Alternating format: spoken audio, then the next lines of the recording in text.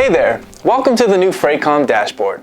In this video, I'm going to walk you through all the amazing new features that are available from the moment you log into your Freightcom account. Let's start with the Quick button. The Quick button is incredibly versatile.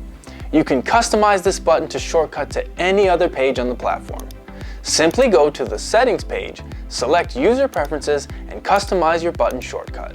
Next, I'll show you how to track shipments. Use this search bar to search any of your shipments. If you just want to view your shipments for the current day, just click on View Today's Shipments to go to your tracking page.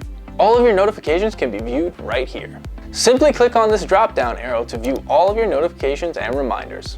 You can also create new reminders for yourself and other users on your account by clicking on the New Reminders button. These reminders will appear on the dashboard on the exact date and time you set them for. Now, you'll notice that the dashboard has several windows with plenty of information.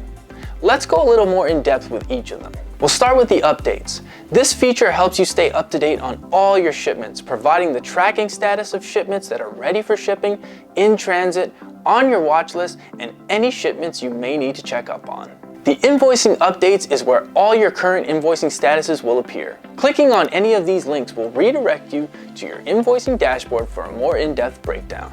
If you have filed any claims, updates on those claims will appear right here in the Claims Updates section. You can choose to include or hide your LTL pickups by toggling the View Pallet Dispatches option. If you want to tidy up the dashboard at any time, just click on the Hide button at the top right corner of any of these tabs. Last but not least, the What's New section will provide updates from us here at Freightcom. You can see them just by clicking on the View button. And that's everything you need to know about the dashboard.